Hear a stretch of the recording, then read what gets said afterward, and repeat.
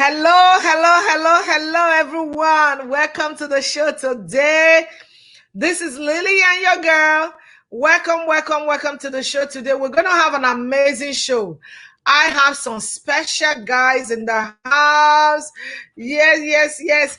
I have some people in the house. You don't want to miss the show today. So please tag people, let people know that I'm having a show right now. The show has started. It's going to be a good time because I have some really important people that are going to be talking about some special topic that I have today. I don't know if to call the topic delicate topics that I have today. Very interesting topics that I have today. So please invite people. Let them know that the show is on. Let them come on so that we all can have fun together here today. Have fun, well, discuss, yes, and also say the truth the way it is, like you guys know we always do on this show. So welcome. If you're just joining the show, I truly appreciate all of you that comes to help me, to support me to do this show every Monday or every day or every other day anytime that I have the show on air. I really appreciate you guys, and I don't take it for granted. So today, I have two guests. They are right in the studio. They are waiting. I'm going to introduce them to come up. We have a lot to talk about, so I really don't want to take too much of the time. I want them to be here while I introduce them. So let me bring them right up. I am so super excited, so pumped up, because I want us to really know what is trending. I want you to give your view. I want you to tell us what you think. I want you to say your voice. Give us your voice also, because we can say it all. So help me to welcome my guests for the day. I am so excited.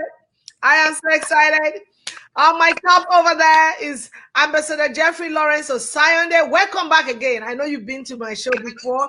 I am so always happy and privileged whenever I have you on my show. Thank you for the beautiful things you're doing. Mr. Jeff Osayande is actually the founder and president of Part an African Girl and also Entertainment International. So thank you so much. Welcome to the show. Welcome to the show. Thank you for having me.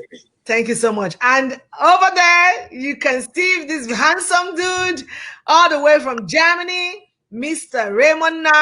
He's an activist for the truth.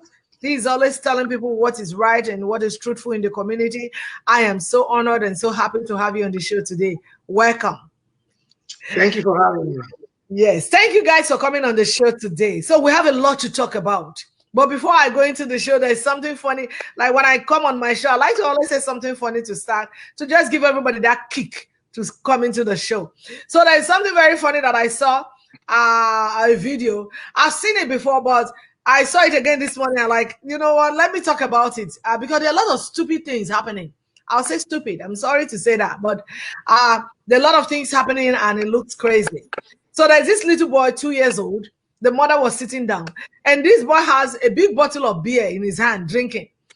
And the mother was telling the people that he can drink 2 bottles, even he can drink a crate.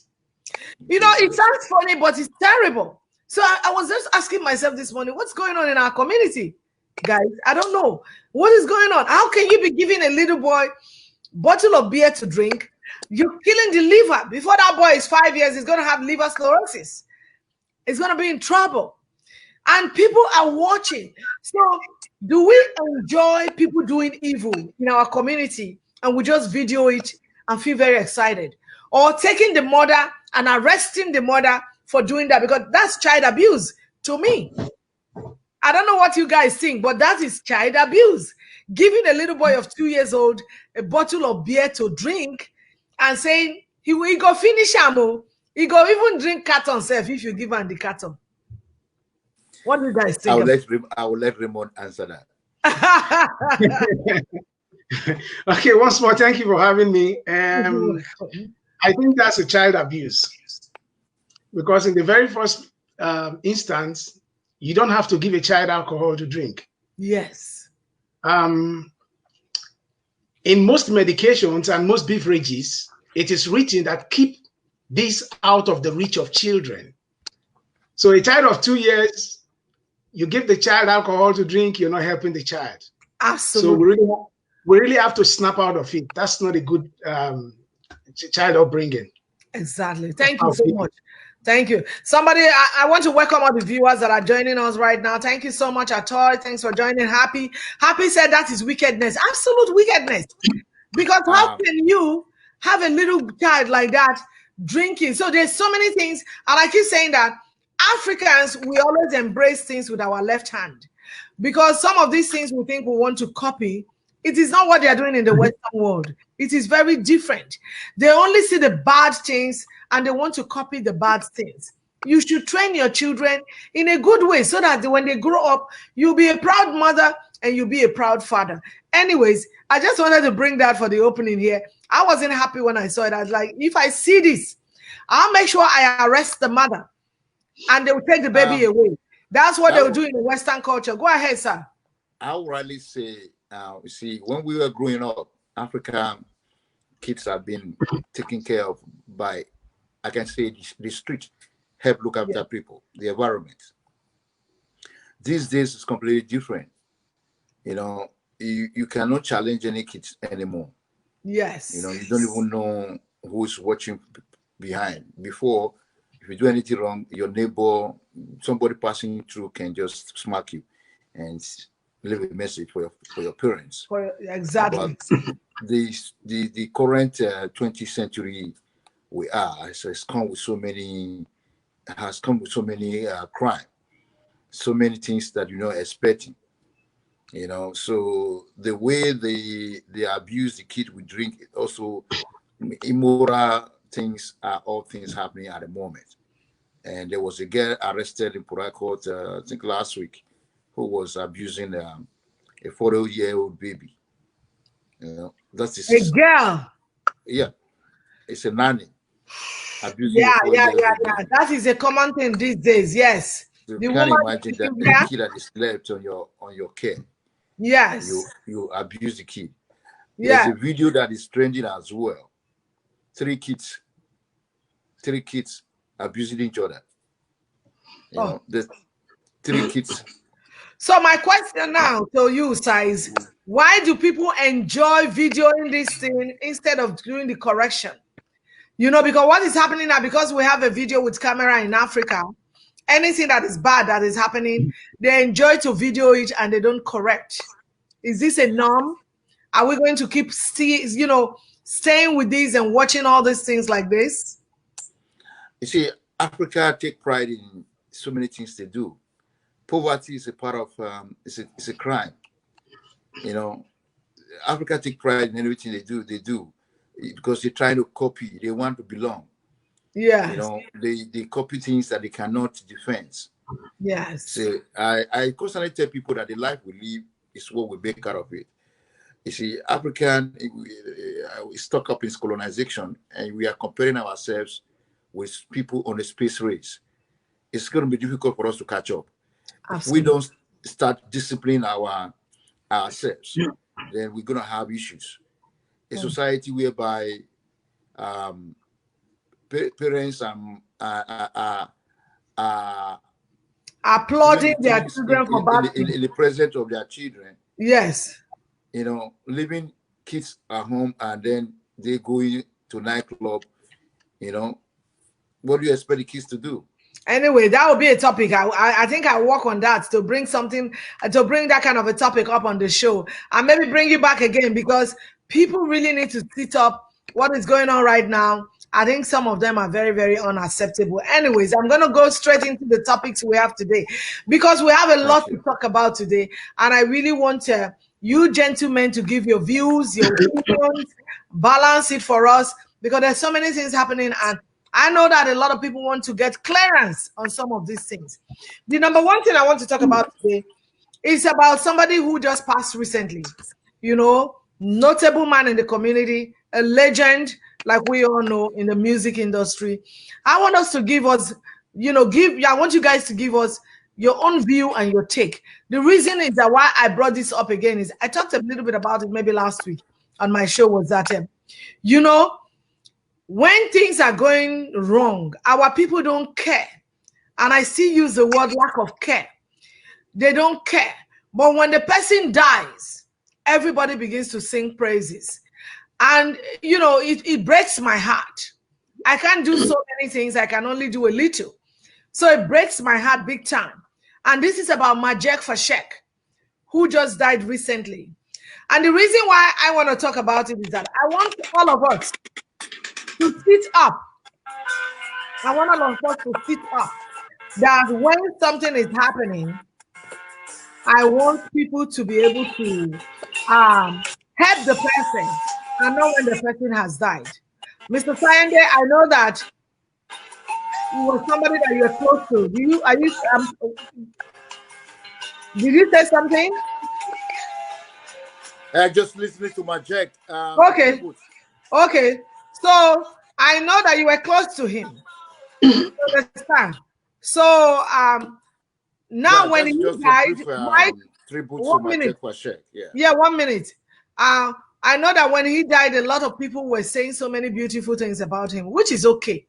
But where I have problem with was that when he was in this whole saga of not being well for almost 7 years or 8 years, are we saying that in our community in Nigeria, people couldn't raise 60 million, 50 million, 10 million to utilize for his health care? And not just only Majek. A lot of people in the, whether music or in the acting movie business, are dying like that now. We don't raise enough money. And when they die, everybody wants to raise money. Or even when they are sick, people raise money, but they use it for something different.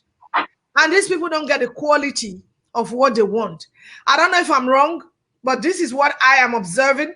And these people just die in penury, and everybody begins to sing praises in any way they can. What do you want to say about it?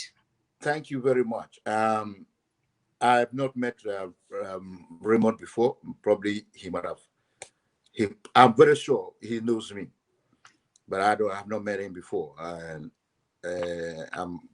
my nearly all my broadcasts on Facebook, Majek Fashek music come true.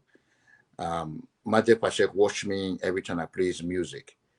I relate with him, both him and his manager, and we are still in contact every day. Every day we have a contact with the manager. You see, Nigerians is the government. Let me bring it to the government part of it before we're talking about the philanthropist and the common man in the street. Nigerian government does not have any pride for its celebrities. You know, they just want to, they see you, once you are not the politician, you are not in their class. So if anything happens to you, you are on your own. Rashidi Yekini, one of the great legends of Nigerian soccer play, he died just like a nomad. He was sick, he was in the street of Ibadan for quite a long time before he passed away. This man passed away. Nigerian government did not don't care. They didn't care about him. Just like that. So a lot of celebrities is having issues. Yes. Egwavon is having issues in Edo as we speak. I think he's having a stroke. And Dion Osayande was the one trying to raise money on the other day to get him a medical treatment. I don't know if the governor have responded, but what I'm trying to say in essence is that the government of Nigeria does not care about its people. That's why you see when we have issues on overseas, they don't care about us. They don't care. You know, so the first thing we have to appeal to the federal government is to be able to re-educate the people in the people at home, the home affairs, to know the importance of their citizens, wherever they are, irrespective of the situation we find ourselves. They are supposed to care for us. There's somebody that's been arrested and sentenced to death in China and Australia. The Australian government has just picked up the issue. They're trying to revise the sentence. So this is how the government care about its people. So our government doesn't know anything about us. Perhaps maybe we don't have data. Majek Fashek is a legend. When I mean a legend, this is somebody that is being celebrated by the Americans.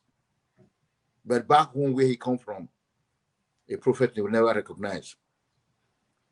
I regard Majek Fashek as one of the biggest, brilliant songwriters, most talented human that ever lived Well, in you know, sometimes we blame the government. I mean, I agree that the government. I'm going to allow Mr. Raymond also to say some little words into this.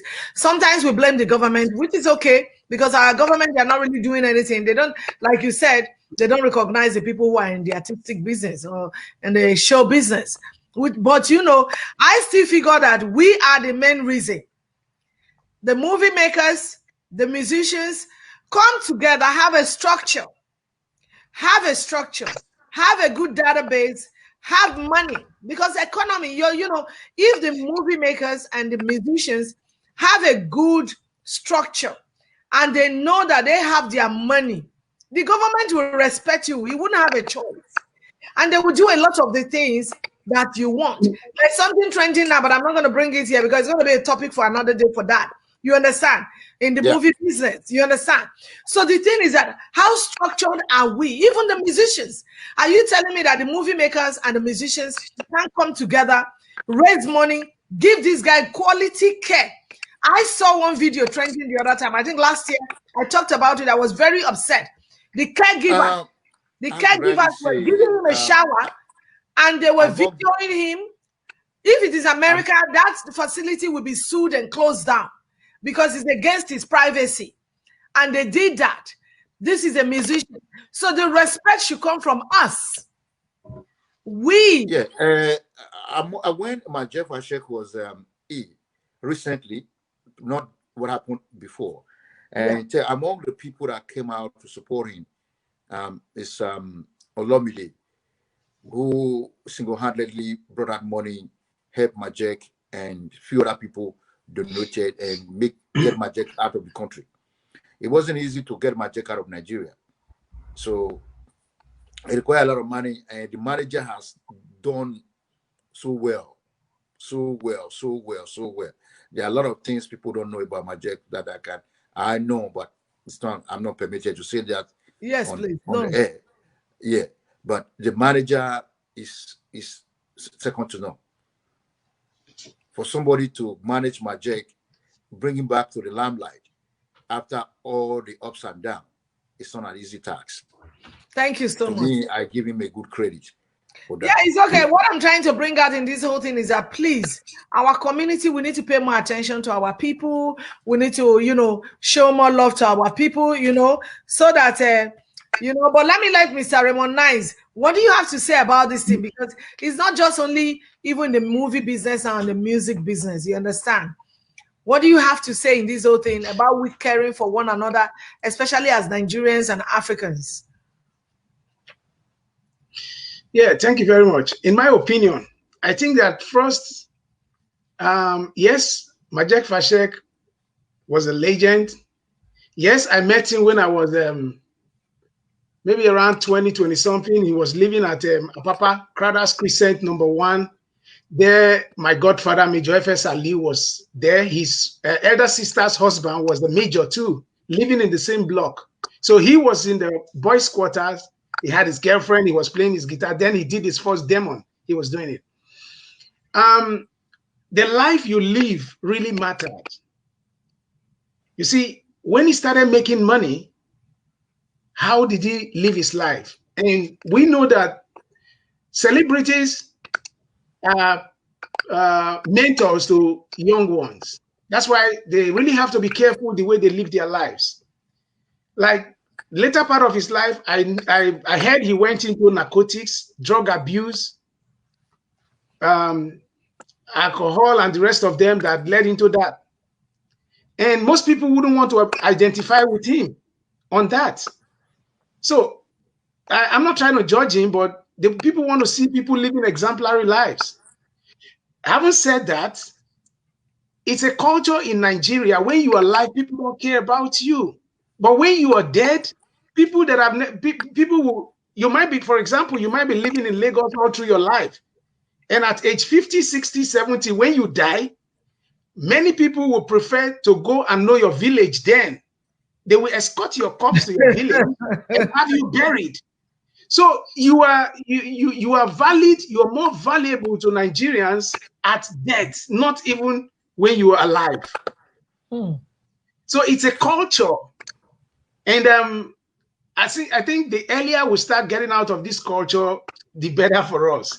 Absolutely. We want to have true friends that good I time. understand that, my brother. I understand quite clear. I will object to some of the comment, but my interaction with Majek Fashek about his mental breakdown was that he was depressed. So he was depressed because when he arrived in America, after he got a contract from Interscope Record, he came back home, brought a lot of instruments, was coming to set up a musical industry in Nigeria. When he arrived, it made a lot of bad setback. So he later left Nigeria with his girlfriend, who he later married. He has three boys. Yeah, as you know, most Nigerians women. Sorry, my sister. No, go ahead. Yeah, when they arrive overseas, they begin to see. Oh, what happened? Okay. We can't hear you. Is calling me. Okay. Perhaps is watching. Are you hearing me now? Yes. Can you repeat what you were saying before, please, sir? Yeah. So I said Majek Fashek went into depression. Yes. That's my interaction with him. He completely said he never abused any form of drug. He had never used drug. Perhaps he might have everyone drink alcohol. It's an adult. And in the musical industry, majority of the people smoke weed and all that stuff. But to say he did cocaine and all those hard drugs, he never did. He went into depression because the wife, when he brought the wife to America, the wife began to have rights. Things change. Well, so there are a lot of secrets there that he did not want to say because of his privacy. I think the wife probably left him and he was depressed. Anyway, that's kind of their private business. I'm not going to pry into that. But what do you want to add again? The information is out there in the public domain. Okay. How he got himself when he was depressed. He had no one to go to. And the sickness started. Just started. Mr. Raymond, you want to say something? Yes, I just wanted to add something that I'm not trying to castigate him. Neither am I judging him, but we're just sharing our opinions. In my opinion, I think when you are in a position, try to touch lives so that, because it's going to be a reciprocal gesture. Maybe while he was growing, when he became a star, if he had maybe he had helped like 3, 4, 5 persons, raise them in the music industry or so, or if he was a philanthropist, or I don't know, one way or the other had helped a couple of persons, they could reciprocate that. Just like I'm going to come in there. Let me come in there, Mr. Raymond Nines, and I'll tell you why. You see, Nigeria has a very big problem. Let me tell you, Nigeria has a big problem. You see, no matter how philanthropical you are in Nigeria, if you don't have pure, I use the word pure, reliable friends, when the going gets bad, everybody gonna desert you. And I know that Majek has worked with a couple of girls, a couple of people who kind of reverence him and they talk about how nice he is. But that's not basically what I'm even after. What I'm after is that somebody of that caliber, because if you want to talk about that, there are a lot of big musicians before him, and you want to ask how many people have they mentored. Maybe they have, maybe they haven't. I'm not the judge, whatever way they have done. But the thing is that the industry should have a structure for themselves. That, like in the movie business, I make movie for, most of the movie stars that have died recently, they're not supposed to die. But because the industry is not structured for them to have money in the pocket and have some sort of insurance, when they get sick, they don't have money to care for them. You understand? And I want to reiterate what Mr. Osayande said. When it comes to drug and alcohol, I'm not saying people should use it, But in Africa, we see it as a plague. It's not a plague. Most of the people you see in the Western country, they do it. Big musicians, somebody like Snoop Dogg, he's not going to hide to tell you that he takes India hemp. You understand? But that's their life. But the thing there is, you know, people who want to drink alcohol, if you want to drink alcohol, it's your business as an adult, as long as you don't get drunk. It's not a bad thing. They say a glass of wine a day is good for the heart. For people who do it, you understand? So, but that is not a bad thing. You understand what I'm saying now? But the thing is, depression can set in. And I'll tell you how. If you're a full-grown man who makes money before, you have children, you have a particular status that everybody has seen you, you know, excuse me, and now all of a sudden you can't maintain that status. There is every tendency that that person will go into depression. And a lot of our people are in depression, but they don't say it because of the kind of community that we come from or the culture. And that is why I have been advocating for this mental health for a long time now. Mr. Osayande, what happened to his camera? He will come back. And that is why I've been advocating for it, to say what is truly going on. People should recognize that there is mental health in our community. There is mental health in our community. We have to recognize it. We have to recognize it and begin to address it. So when he was depressed, what happened? What kind of treatment did he get? There is difference between a regular sickness and when somebody has a mental health issue. And if some people say, oh, you have mental health, and I be saying, don't decrease. No. People here are depressed. They take their medication, they go to work. Even some in the big medical fields, some of them have anxiety problems. Some of them even have bipolar. But what kind of treatment is in our community to help these people? You know, I just wanted us to talk about it and shed light. And people like you guys. The depression take a very big toll on him, and before he comes to Nigeria.